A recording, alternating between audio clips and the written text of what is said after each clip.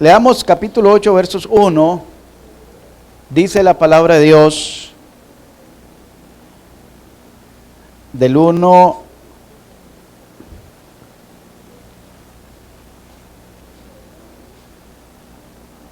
al 3. En cuanto a lo sacrificado a los ídolos, sabemos que todos tenemos conocimiento. El conocimiento envanece, pero el amor edifica.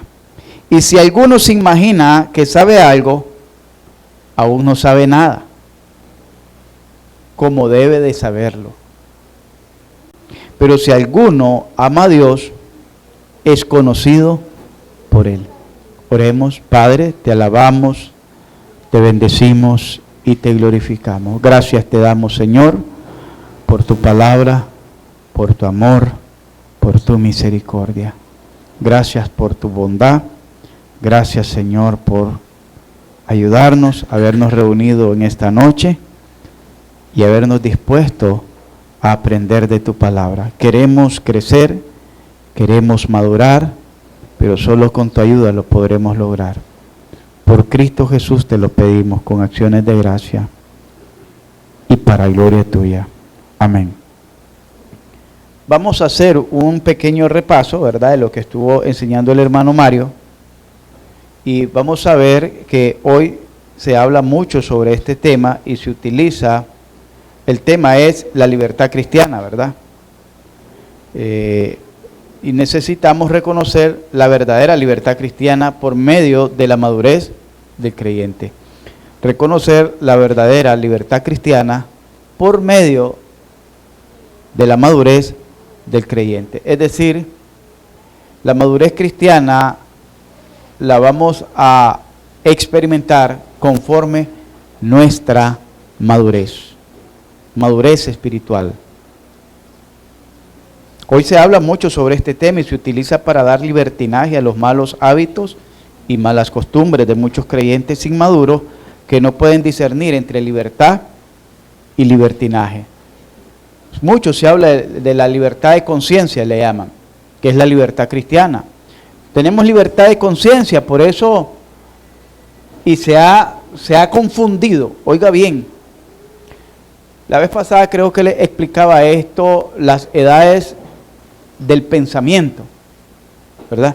Está las edades del pensamiento primitivo, está que es tal vez 300 años antes de Cristo, que es místico. Está la edad del más de 300 antes de Cristo. Y está la edad de 300 antes de Cristo, de 300 hasta la fecha de Cristo, que es la edad del pensamiento filosófico, ¿verdad? Cuando se da el conocimiento del saber y la filosofía se descubre como la ciencia y la madre de la ciencia. Después viene de ese periodo del conocimiento filosófico, un periodo que se conoce en la edad del pensamiento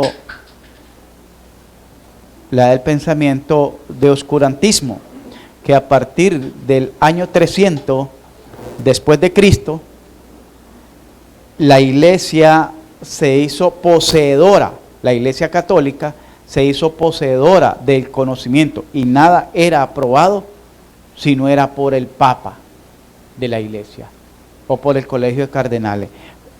Nadie podía escribir un libro, nadie podía presentar una tesis, nadie podía presentar un proyecto, una investigación, nada, si primero no pasaba por el filtro de la iglesia católica. Lo que ellos decían era la verdad.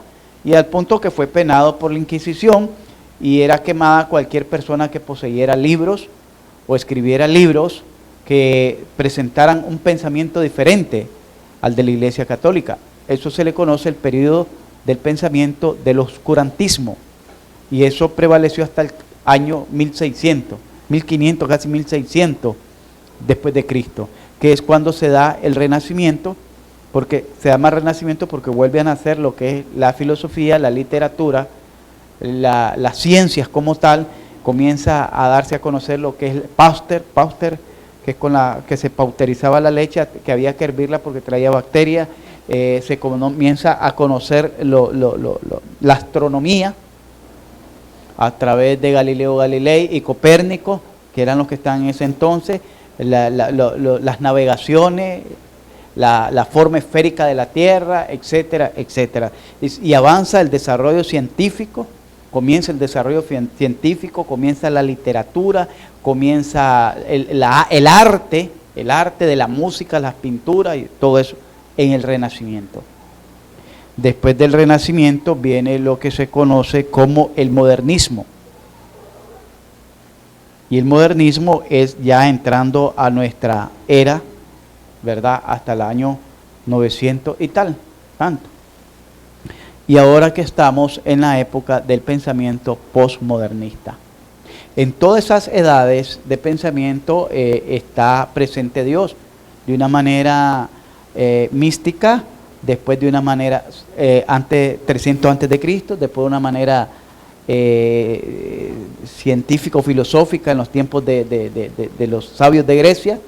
Después viene Cristo y la Iglesia Católica que lo presenta a través de un panteón greco-romano, es decir, a través de una mezcla de los dioses paganos con los nombres de los apóstoles, con los nombres de los santos de la Iglesia primitiva, y que es cuando sea el periodo del oscurantismo. Entonces ellos decían que todo tenía que ser aprobado por Dios y porque ellos eran los representantes de Dios aquí en la tierra.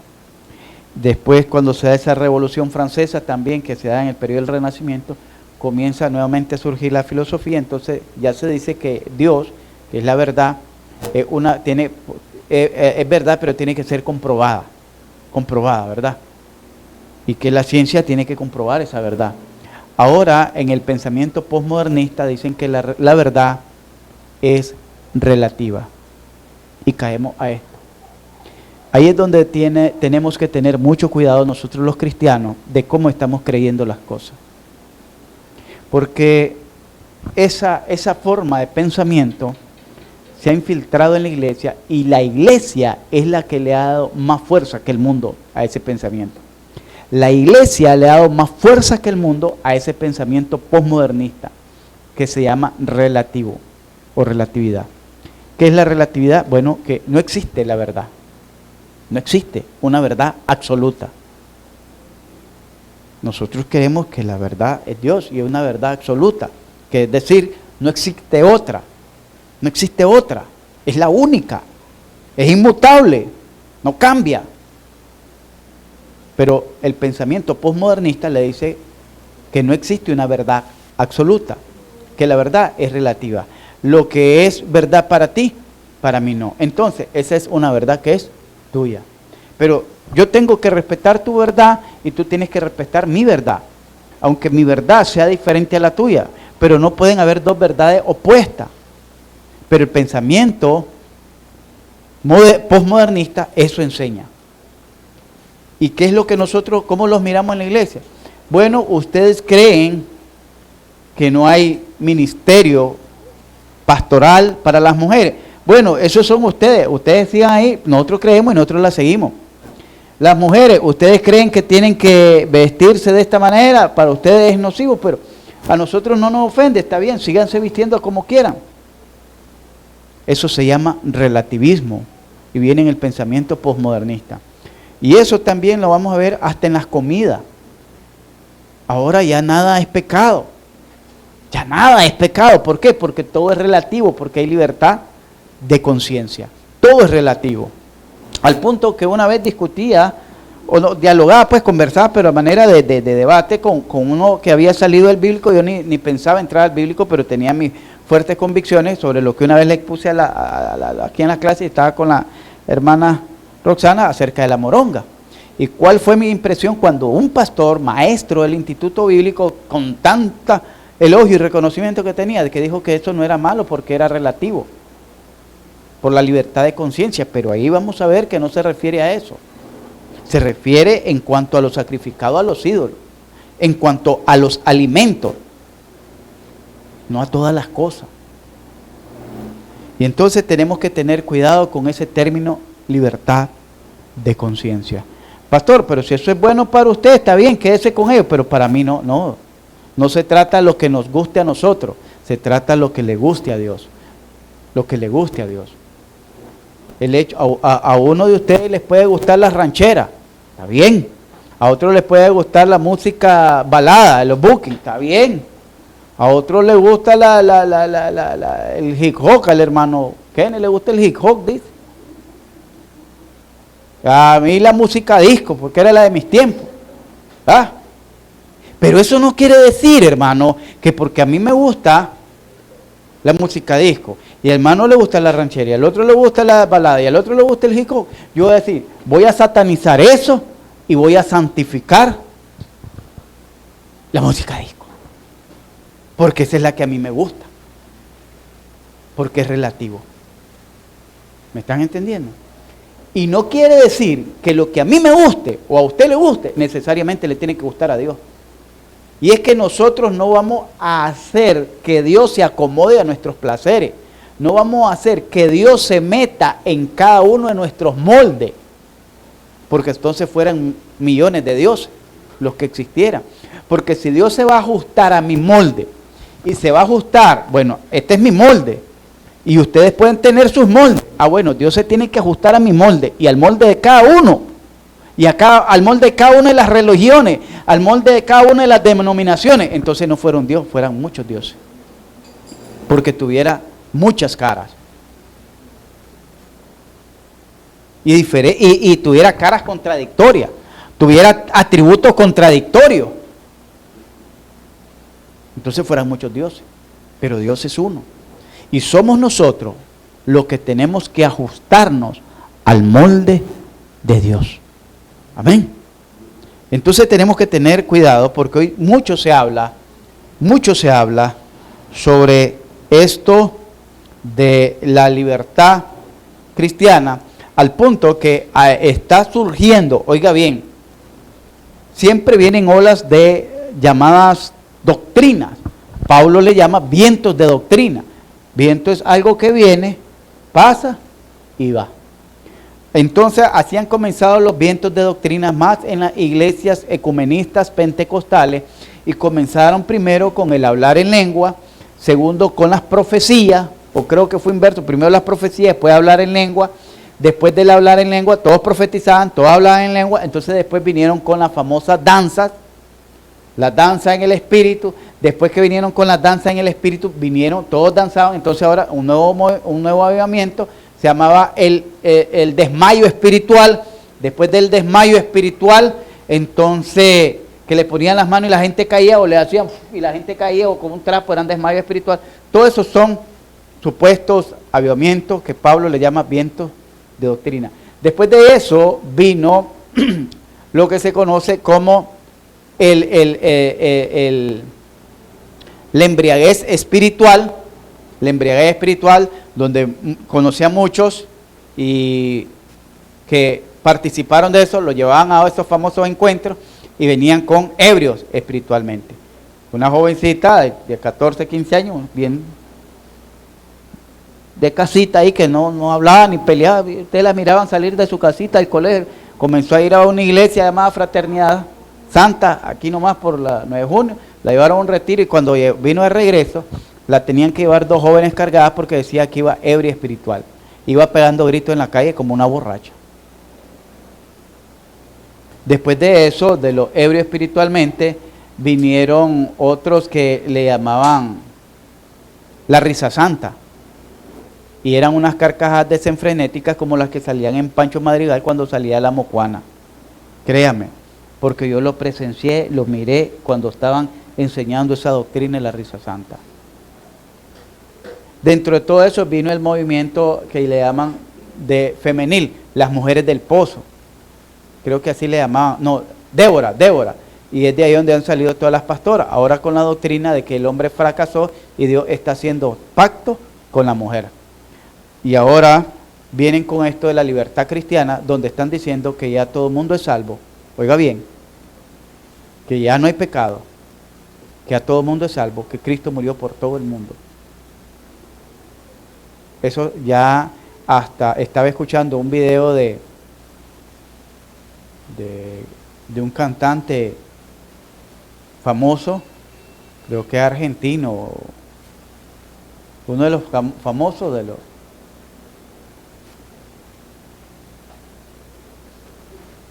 Me recuerdo que aquel que cantaba, si no fuera por tu gracia.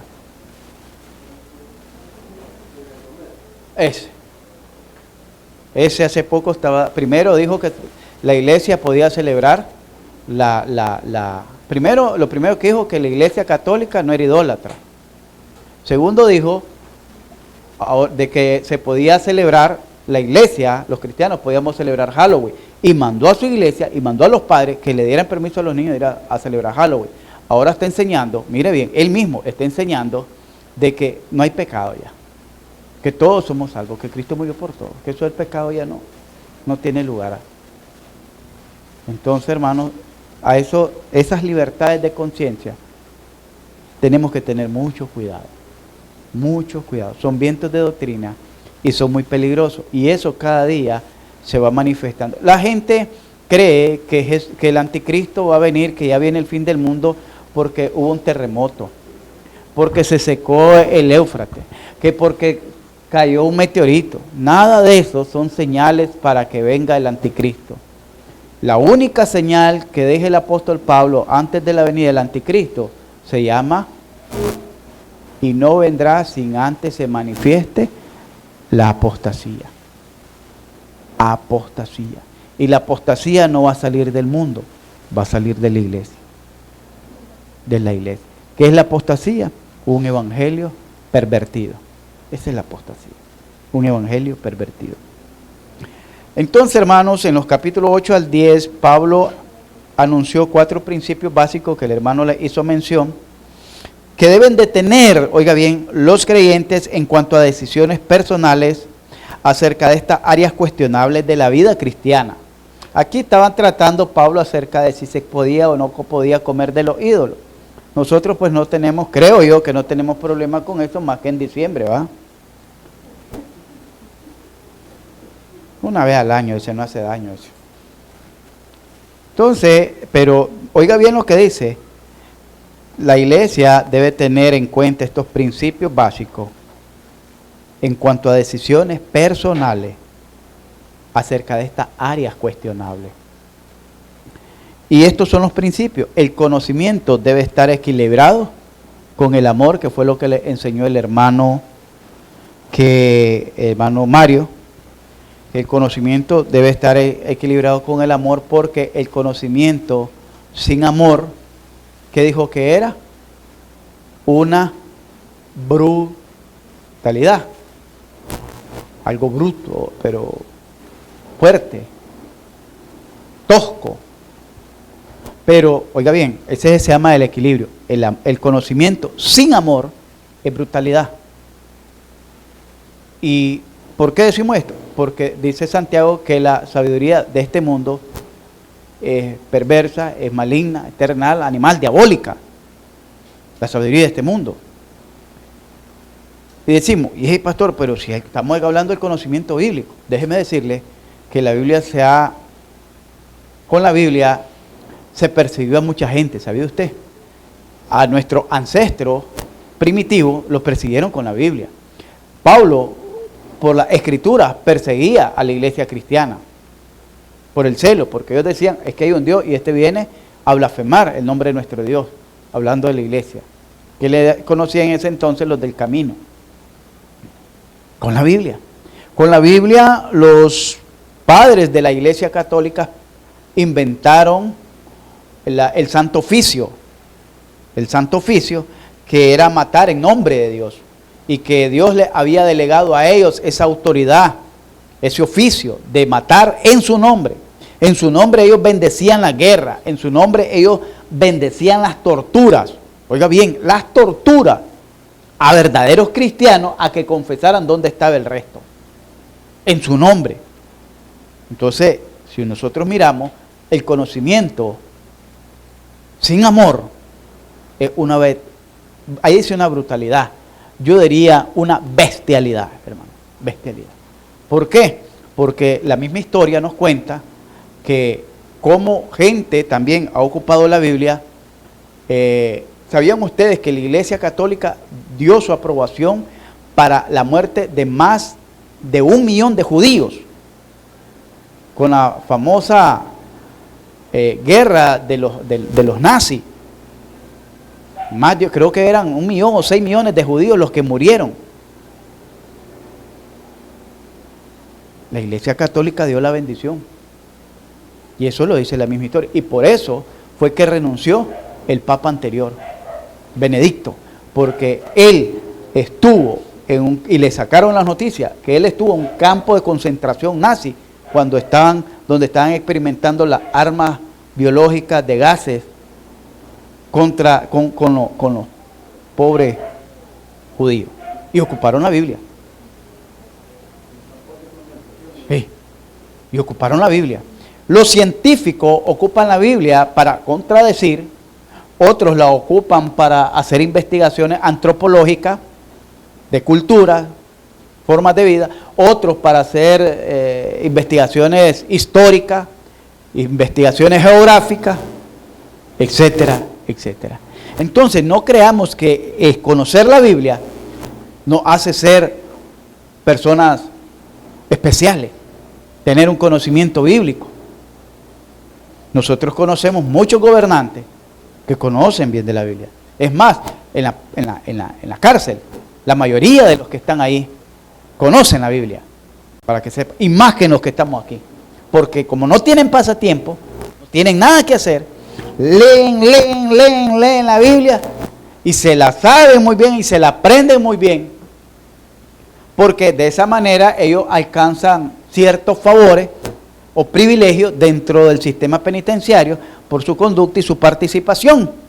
Entonces, tener un conocimiento bíblico no es el todo. No creamos que porque ya lo sabemos 5 o 10 versículos manejamos, ya somos la gran cosa. Por eso dice que un conocimiento sin amor es una brutalidad. Pero el amor sin conocimiento, dice el escritor, es una hipocresía. El amor sin conocimiento es una hipocresía, porque no podemos amar algo que realmente no conocemos. Amar a ciega. Eso solo se ve en las novelas. Y ustedes no ven novelas, ¿verdad? Yo tampoco. Pero eso solo en las novelas. Amor a ciega. Hermanos, es una hipocresía amar algo que no conocemos, algo que no entendemos, algo que no vivimos. Se vuelve una hipocresía. Entonces el conocimiento debe estar equilibrado con el amor, pero también con la conciencia. Explicaba el hermano, que la conciencia es el juzgado que tenemos dentro de nuestro corazón a través del conocimiento que hemos adquirido, que nos prueba cuando estamos haciendo algo bueno y nos reprueba cuando sabemos que hacemos algo malo. Y esa conciencia, que también conciencia quiere decir con conocimiento, de la raíz etimológica, la traemos desde niño. Y desde niño se nos viene inculcando a través del conocimiento lo que es bueno y lo que es malo. Y desde pequeños sabemos que mentir es malo, y cuando mentimos o estamos diciendo una mentira, nuestra conciencia internamente nos está redarguyendo que estamos haciendo algo indebido o algo malo. La conciencia, pero ¿a través de qué? De un conocimiento. Algunos creyentes tienen una conciencia débil porque, en primer lugar, tenemos el primer grupo porque son nuevos, son recién convertidos, entonces no tienen mucho conocimiento bíblico, entonces son creyentes con conciencia débiles, no entienden muchas cosas, no entienden todavía el lenguaje, que a veces hablamos fuerte o regañamos, y los que ya están con años ya están curados, ¿verdad? Ya saben por dónde viene la cosa. Pero aquellos que son nuevos se sienten como ofendidos o ariscos. O todo les ofende. Eso es porque son los primeros que tienen conciencia débil, dijimos, porque son recién convertidos. Los segundos, porque se han conformado a una vida espiritual mediocre y no se interesan en el conocimiento bíblico, subestiman la escritura y piensan que con el ABC que se aprendieron ya tienen el todo y ya es suficiente. Entonces menosprecian la comunión con la palabra de Dios, que es con el mismo Espíritu de Dios, menosprecian la comunión con los santos de la iglesia y menosprecian la comunión con el mismo Jesucristo, que es la cabeza de la iglesia. Y por eso tienden a tener una conciencia débil.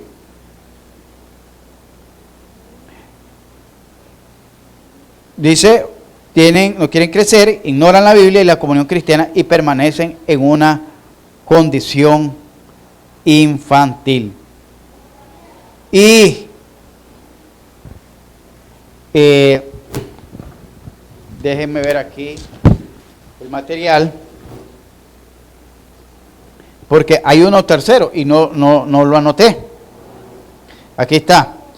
Y hay otros creyentes que permanecen débiles porque tienen miedo a la libertad. Son como un niño, lo suficientemente grande como para ir a la escuela, pero que tienen miedo de dejar la casa y la madre lo lleva a la escuela todos los días. Es decir, hay gente,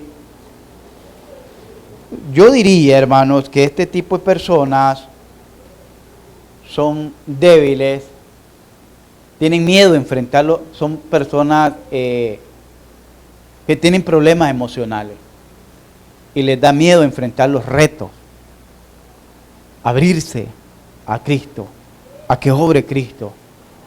Se sienten, tienen el miedo como que esa es su barrera y este es mi espacio y yo no dejo que pase más de lo que es mi espacio, porque esta es mi barrera, este es mi escudo con que yo me estoy defendiendo, porque si yo me abro más, quedo desprotegido y quedo expuesto al temor que llevo dentro.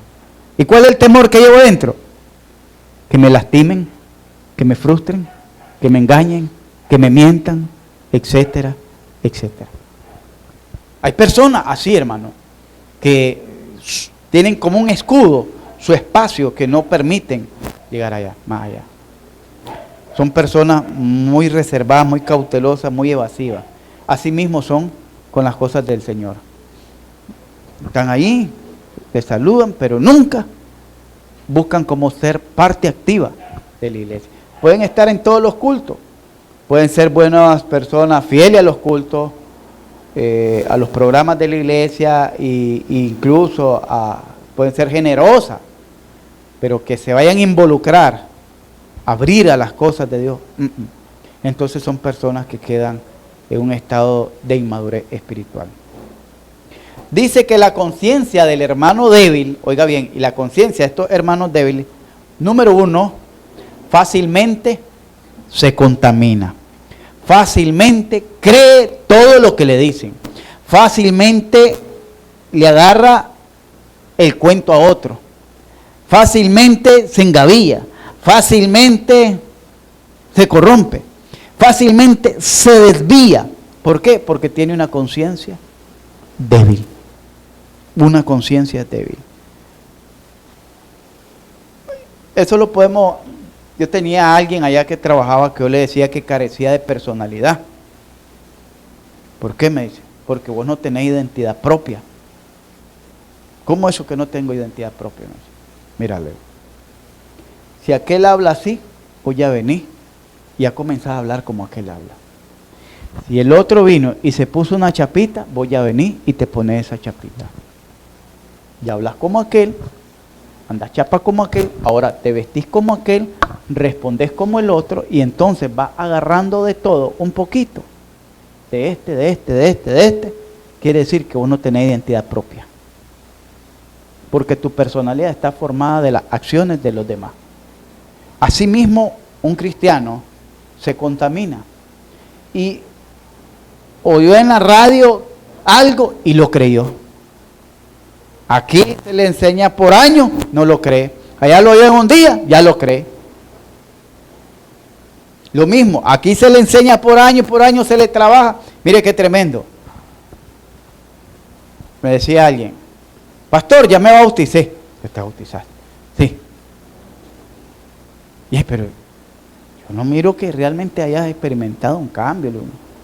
Sí, pero ya me bauticé, ya me llevaron a bautizar, me hicieron, pero nosotros trabajamos años, te enseñamos y mira, no. No, nunca tomaste una decisión. Ahora, sí, ya me bauticé ya.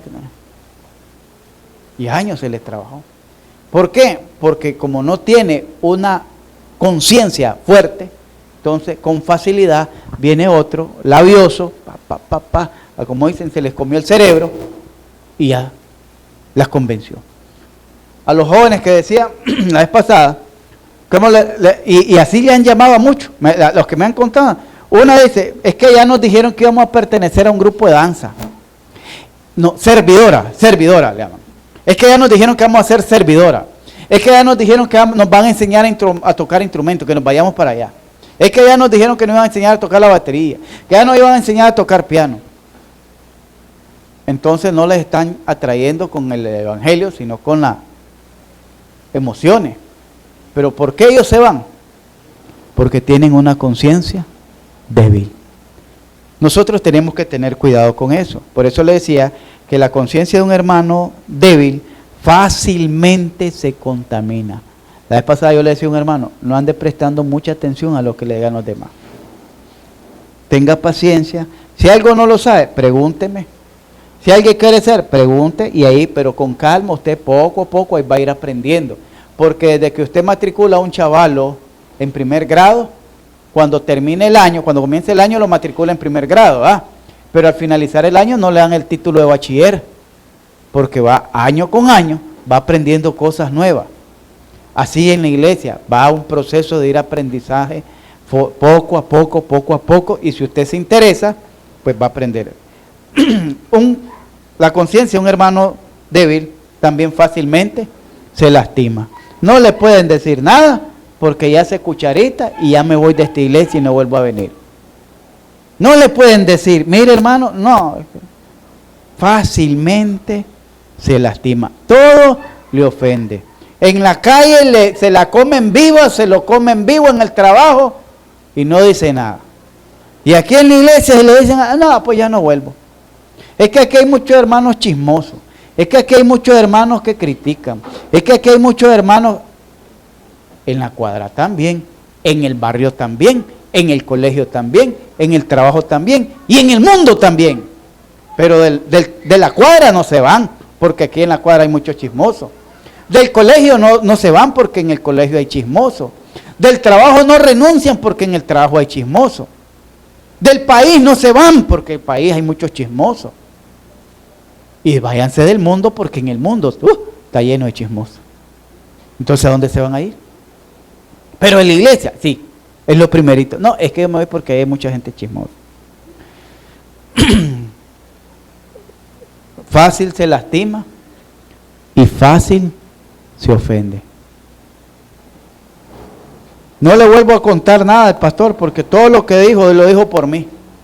No, hermano, yo no lo digo por usted. Y si le cayó a usted, pues dele gracias a Dios que Dios está hablando con usted. Yo me gozo, hermano, porque mire, esto yo lo leo en el libro. Después que lo leo, vuelvo a leerlo cuando ya voy resumiendo. Y después que lo voy resumiendo, pongo el libro, pongo la Biblia y vuelvo a leer cuando voy escribiendo. Y después que lo he escrito, lo vuelvo a leer a ver si me quedó bien. ¿Cuántas veces lo leo para mí? Entonces, ¿cuántas veces me predico yo a mí mismo? Más que las que les predico a ustedes solo una vez. Y después, el hermano me envía el audio y tengo que escuchar el audio para ver si hay algo y tenga que mandárselo a los demás hermanos a distancia. Entonces yo lo leo, lo releo y me predico hasta 3, 4 veces a mí mismo. Más que a ustedes. Es como que yo me estuviera agarrando a coscorrones. Hermanos, entonces dijimos que el tercer hermano débil fácilmente se contamina, fácilmente se lastima, es huraño, es delicadito, hay que andarlo ahí chinchineando. Y el otro fácilmente se ofende, todo le ofende. Me quedo viendo de lado, me ofendió. Me dijeron que me sentara de allá para acá, se ofendió. Me dijeron que prestara atención, se ofendió. Se trata de formar cristianos maduros. Y este es la meta que tenemos para este año. Que maduremos, hermano. Que no nos pase como esas papayas que envuelven en periódico, bueno, ya no hay periódico, pero la envuelven en trapo, en papel y en carburo, que por dentro, por fuera se miran amarillitas, bonitas, y por dentro están duras, insípidas, sin sabor, hermano. No sé a cuánto le han salido esas papayas, que ya, dicen que es hawaiana, ya no hay ni papaya hawaiana aquí, ya no hay, ni guayaba de la buena, ni piña hawaiana, ya no existe eso aquí. Son las que sembraron y medio están dando ahí. Pero aquellas hermosotas que se miraban, aquellas papayotas hermosas, así grandes, que eran rojitas por dentro y dulcitas, ya no las va a hallar. Todas mayatas, manchadas y por dentro duras, insípidas, porque ni con carburo maduran. Así estamos, ¿no? Y así está la iglesia. Ni que lo envuelva en periódico y lo rocee con carburo, no madura. Más bien, más se pone duro. Como decía el pastor, soy como el Guayacán, dice, que entre más agua y más sol me cae, más duro me pongo. Tenga cuidado que entre más duro se pone, más se va a rajarle. O que el Guayacán se raja de tan duro que es, Leo. Esos bandidos, vos me decís. Que no jugaba trompo, yo le. Hermanos, hasta ahí estuvimos con el tema, ¿verdad?, que nos llevó el hermano Mario. Ahora vamos a ver el segundo punto de los 4 puntos, que la conciencia debe estar equilibrada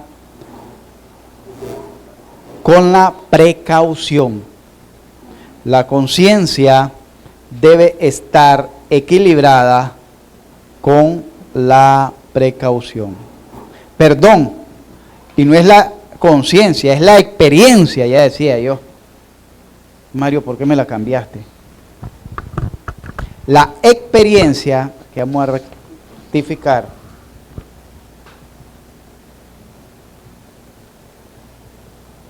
debe estar equilibrada con la precaución. ¿Por qué hablamos de eso? Porque aparte de los hermanos débiles está el otro lado opuesto, y son los extremos que se viven en la iglesia.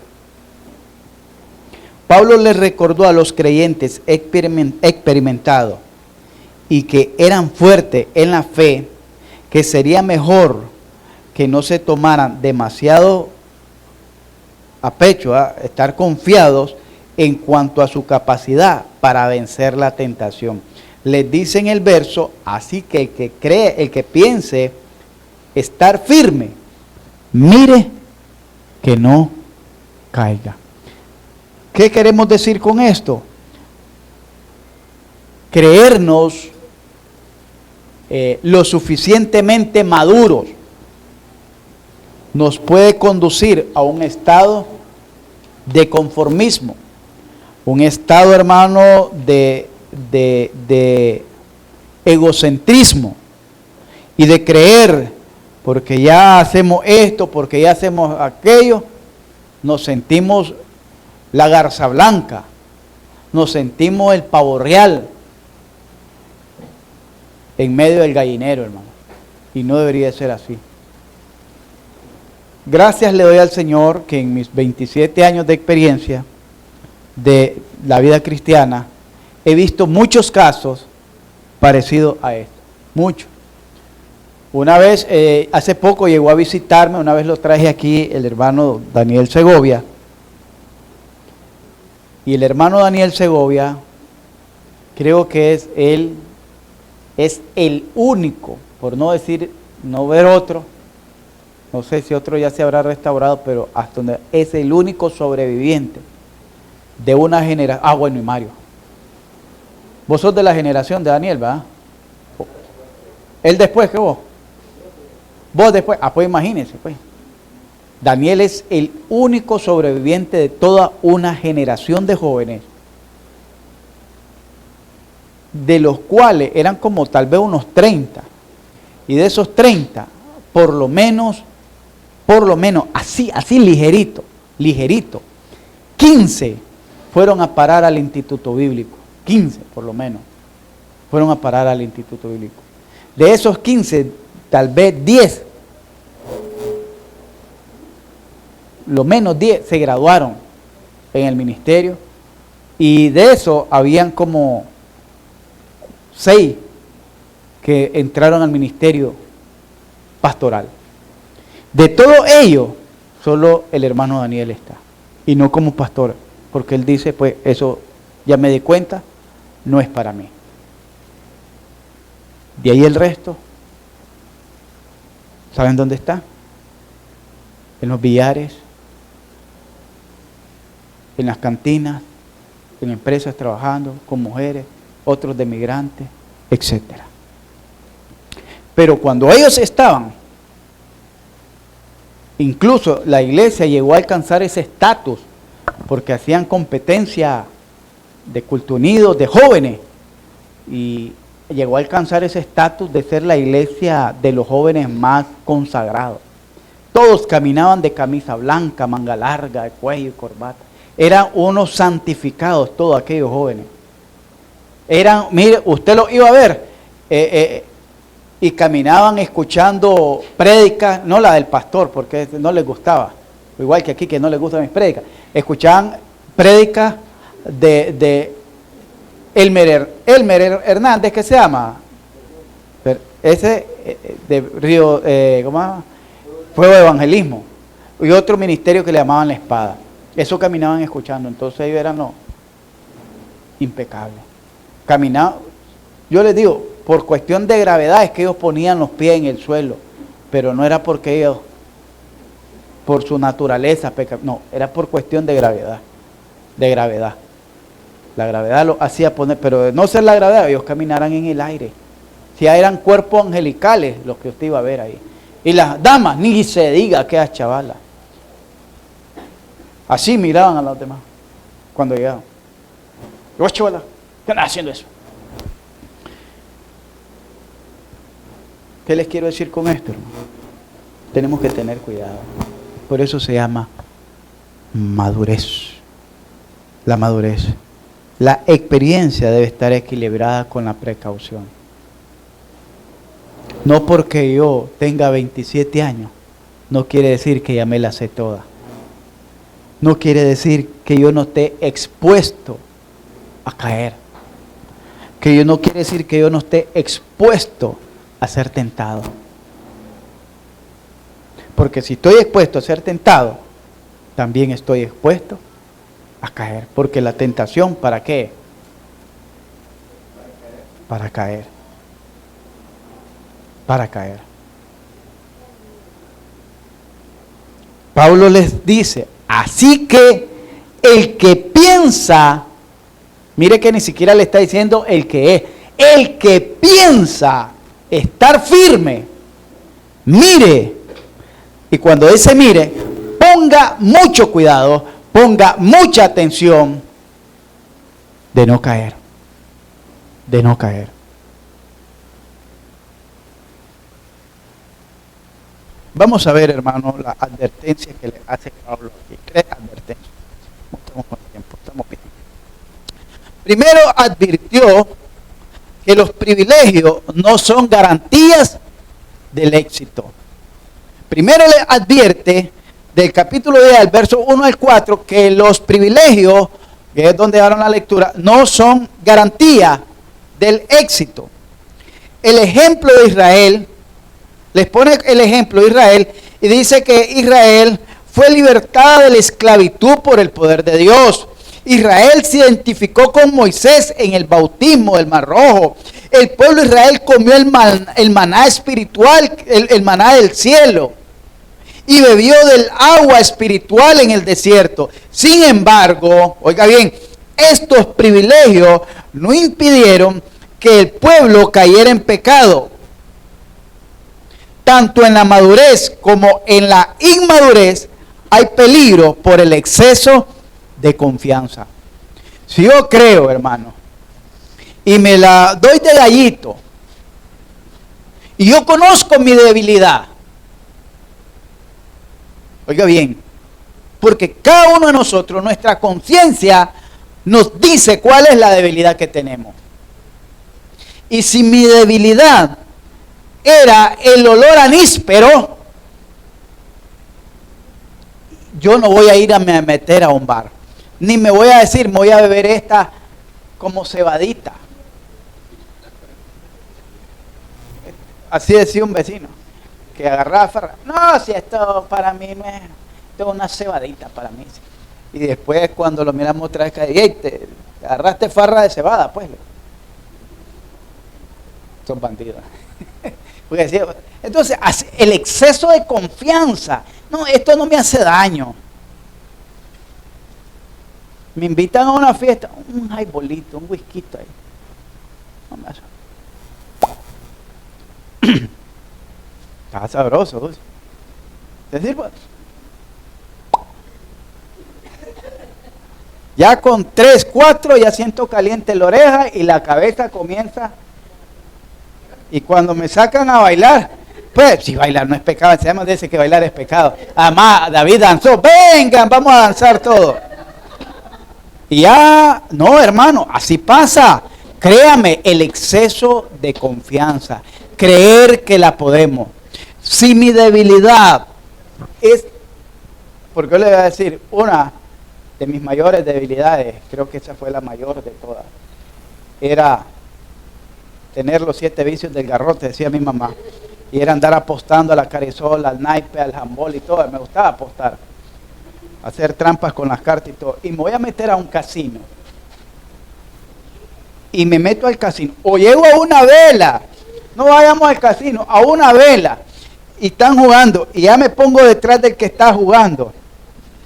Y, no voté esa, voté esta. Baje por aquí, te ven. Claro, yo ya conozco ese camino, esa ruta. Y ya le voy diciendo por dónde. Y después me dice, mira, me llamaron, jugámela por mí. Dale pues. Yo no estoy apostando, él. Y comienzo a jugar el naipe. El exceso de confianza me está haciendo caer ¿en qué? En la tentación. Tenemos que tener cuidado, hermano.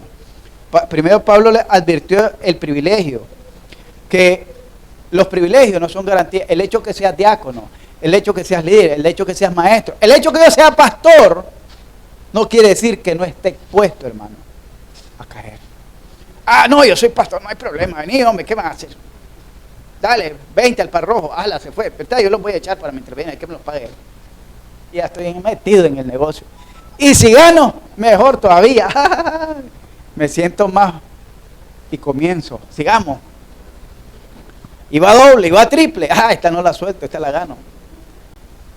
Hermanos, el exceso de confianza. No, esto no me hace nada, yo soy pastor, no estoy pecando. ¿A dónde dice que jugar naipe es malo en la Biblia? Enséñame. El exceso, los privilegios no le garantizan a uno que no pueda caer. Entonces la primera advertencia, que los privilegios no son garantía del éxito. Esta gente, dice el pueblo de Israel, tuvieron varias experiencias con Dios. Fueron liberados por el poder de Dios. Tuvieron una experiencia con Moisés de ser bautizados en el Mar Rojo. Comieron el pan del cielo, bebieron el agua de la roca, pero eso no los privó de pecar contra Dios. Pablo expuso la segunda advertencia del capítulo 10, versículos 5 al 12, porque ahí yo les estoy leyendo esto, pero ustedes lo tienen en el capítulo 10 de la Biblia. Esto en la primera parte lo miramos del 10, del 1 al 4. Que si nos ponemos a leer, pues volveríamos a leer todo el capítulo. Pero dice Pablo, no quiero hermanos que ignoréis que nuestros padres todos estuvieron bajo la nube y todos pasaron el mar y todos en Moisés fueron bautizados en la nube y en el mar y todos comieron el mismo alimento espiritual y todos bebieron de la misma bebida espiritual porque vivían de la roca espiritual que los seguía y la roca era... Pero de los demás de ellos, ¿qué dice? No se agradó Dios, por lo cual quedaron postrados en el desierto. Los que salieron de Egipto, libres, siendo personas adultas, y vieron todas esas maravillas de Dios, no les garantizó el éxito de llegar a la tierra prometida, quedaron postrados. Nosotros en nuestro caminar espiritual, y ustedes lo han experimentado, han visto que muchos comenzaron con nosotros, pero no todos terminan con nosotros. Es como en el colegio, el primer día de clase, hay 60 alumnos en cada aula, y hay 5 aulas, de un mismo grado, de un mismo año, 3, 2 aulas del mismo grado. Cuando yo entré a la universidad, hermano, me acuerdo que había 3 secciones de primer año. Full. 45 y 50 en cada sección. ¿Saben cuántos terminamos? Como 15. 10, 15, terminamos la promoción. Entonces no nos garantiza el éxito, los privilegios, el éxito de que nosotros vamos a alcanzar aquello si no tenemos cuidado. Tenemos que tener una advertencia. La experiencia no nos garantiza. Que porque yo tengo experiencia, no, eso no me garantiza. Pablo expuso la segunda advertencia. Los buenos comienzos no garantizan finales buenos. Del verso 5 al 12, los judíos experimentaron los milagros de Dios y sin embargo fracasaron cuando fueron tentados en el desierto. Oiga bien, usted puede tener muchas experiencias bonitas, pero eso no le garantiza tampoco llegar a alcanzar un buen resultado. Los buenos comienzos no garantizan finales buenos. Los judíos experimentaron los milagros de Dios y sin embargo fracasaron. Cuando fueron tentados en el desierto. Fracasaron cuando fueron tentados en el desierto. La experiencia siempre debe ir equilibrada con la precaución. Vamos a tomar un ejemplo de manejar. Yo tengo tal vez unos 15 años de manejar. Pero eso no me garantiza a mí abusar de agarrar aquella carretera y no tomar precauciones. Es más, la experiencia le enseñan a uno a tomar precauciones. A tomar precauciones. Yo tengo la costumbre que cuando voy en un cruce, siempre me parqueo, freno, bajo la velocidad, freno. ¿Por qué? Porque yo sé que hay motorizados, hay ciclistas, hay caponeros y hay taxeros que no respetan los altos, no respetan el semáforo. Es más, en frente a la policía hay un semáforo peatonal y ahí se lo tiran. Como 3, 4 veces me han capaz de pasar llevando. En el mismo semáforo peatonal frente a la policía. No lo respetan. Entonces, pero mi experiencia me va a decir, bueno, tengo la preferencia, me lanzo y cuando siento bangán. Entonces, mejor la experiencia me enseña a equilibrarme con la prudencia. La vida espiritual de nosotros no debe de sentirse que ya la sabemos toda, que ya lo podemos todo. No, al contrario, tenemos que mantener un equilibrio con la prudencia. Tenemos que ser prudentes, muy cuidadosos, muy cuidadosos. Dice, la experiencia siempre debe ser equilibrada con la precaución, ya que nunca llegamos a un punto en nuestro andar cristiano en que no seamos tentados. Oiga bien, no existe un solo día, no existe un solo momento, no existe una sola hora en nuestra vida cristiana en que no seamos tentados. Por eso siempre tenemos que andar con prudencia, porque en la línea de tiempo de nuestra vida cristiana no existe un momento, un instante, un paréntesis, un intervalo, le llaman en la línea de tiempo un intervalo, que diga que en ese tiempo no vamos a ser tentados. Como usted ni yo sabemos cuándo vamos a ser tentados, por eso la experiencia que tenemos la debemos equilibrar con la precaución. Con la precaución.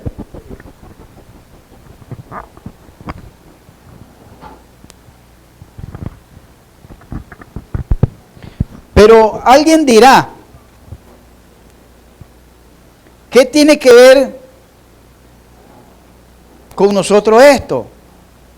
Pablo entonces señaló que la iglesia de Corintios era culpable de los mismos pecados que habían cometido los judíos, debido a la codicia de cosas malas. Eran culpables de inmoralidad, eran culpables de idolatría, eran culpables de murmuraciones contra Dios, eran culpables de codiciar cosas malas. Y eso lo miramos en el capítulo 6 de 1 de Corintios, en el capítulo 8 y 10, y en 2 de Corintios capítulo 12 del verso 20 al 21. Indudablemente, Pablo conocía bien el Antiguo Testamento. Alguien le dijo una vez a un pastor que se había dedicado a dar un estudio sobre el pecado. De todas maneras, dice, el pecado en nosotros, los cristianos, no es igual al pecado de una persona que no es salva. ¿Qué consideran ustedes? ¿Qué consideran? ¿Es igual? ¿Tenemos más privilegios nosotros en cuanto pecamos que con relación a los que no son salvos? ¿Qué considera usted? ¿Algún día se ha puesto a pensar cómo es mi pecado delante de Dios en relación del pecado del inconverso delante de Dios? Mi pecado es más limpio, mi pecado es más justificable, mi pecado es más aceptable, más pasajero, más, ¿cómo le llaman? Más suave de tratar. ¿Qué cree usted?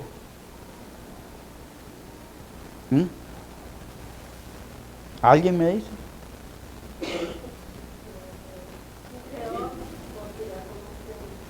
Eso fue la respuesta que le dio el pastor a la mujer. Sí, así es, le dice, porque es peor. Porque el inconverso peca por ignorancia. Nosotros con el conocimiento pecamos. Es correcto. Soy advertido. Y lo hacemos. Sabemos que es malo y lo hacemos. Aquellas personas lo hacen porque no saben las consecuencias. O no tienen la luz, la sabiduría, el entendimiento para saber que lo que están haciendo se están haciendo daño a sí mismos. ¿Qué le dice el borracho a los hijos? Anda a comprarme una medida, pero no te eches el trago, porque eso te hace daño. Yo no te quiero volver a ver, yo no te quiero ver nunca con una botella en la mano, un trago en la mano. Yo sí puedo, y yo no le hago daño a nadie, pero no te quiero ver a vos.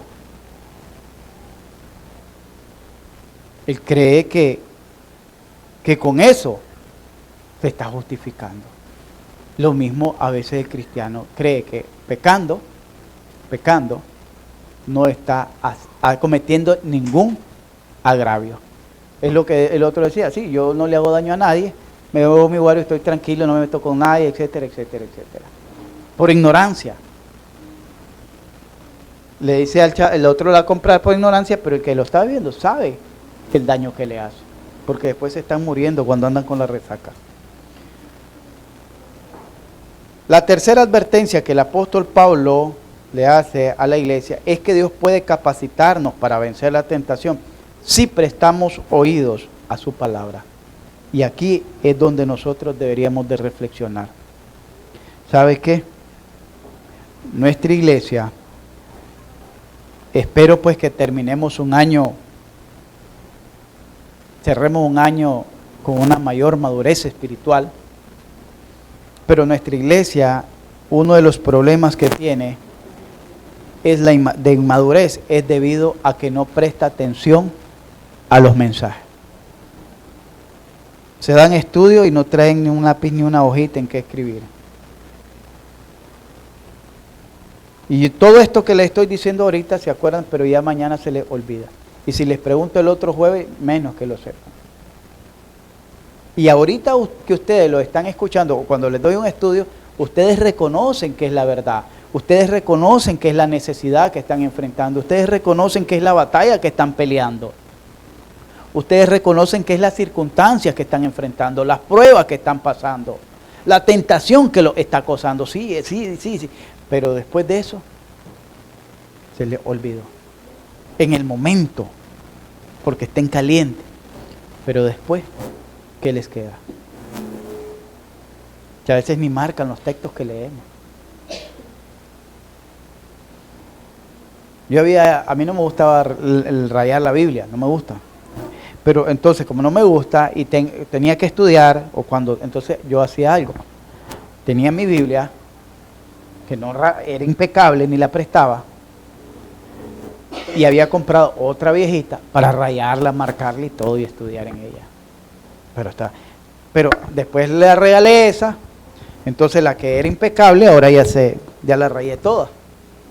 Ya la profané con rayas, con notas, etcétera. Pero ahí tengo otra que esta no la toco. Entonces, hermanos, ese es el grave problema, que Dios nos capacita para vencer la tentación si prestamos oído a su palabra. Por eso el Señor Jesucristo decía, el que tenga oídos para oír, que oiga.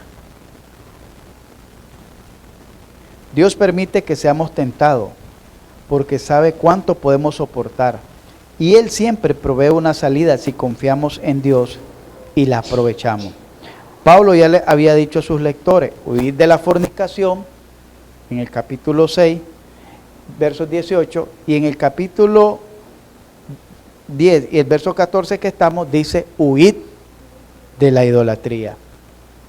No te dice que te quedes a probar a ver si aguantas o no aguantas la tentación con una mujer o con un hombre. No te dice que dejes a ver si podés comer, a ver si lo que te van a dar te va a contaminar o no te va a contaminar. Te dice huid de la fornicación, huid de la idolatría. El apóstol le demuestra a los corintios que la idolatría es demoníaca, que los que sacrifican a los ídolos, a los demonios sacrifican y no a Dios. Deuteronomio 32, 17. Salmo 106, versos 37. Él utilizó la cena del Señor como ilustración de cómo el creyente participa de la comunión con el Señor al participar del pan y del vino.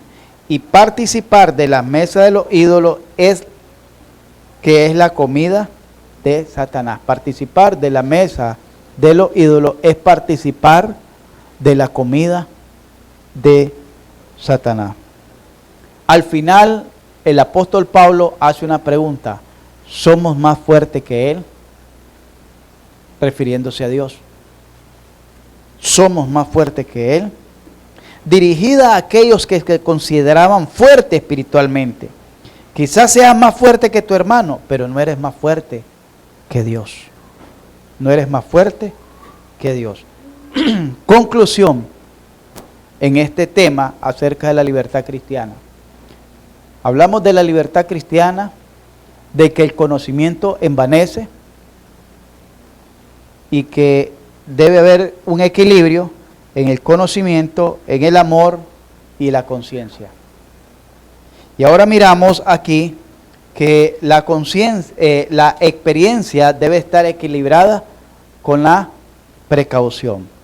Nos da 3 advertencias en las cuales primero advirtió que los privilegios, el hecho que sea pastor, que sean diáconos, que sean maestros, no te garantiza el éxito de que nunca vayas a caer o que nunca vayas a ser tentado. La segunda advertencia es que los buenos comienzos no garantizan finales buenos. El pueblo de Israel comenzó mirando los milagros en Egipto, pero miramos que no tuvo un final exitoso Israel. Y la tercera advertencia es que Dios puede capacitarnos para vencer la tentación si prestamos atención a su palabra. Si prestamos atención a su palabra. ¿Eres tú fuerte espiritualmente? ¿Cómo estás utilizando tu fortaleza en beneficio de la iglesia y ayudando a tu hermano más débil? Ahorita acabamos de ver el capítulo 8 con el hermano Mario y el repaso que le hice, y el capítulo 10. El capítulo 9, como trata otro tema que va dentro de los argumentos que presenta, los principios que presenta el apóstol, lo miramos con la ayuda de Dios el próximo jueves, si así Dios nos lo permite. Amén.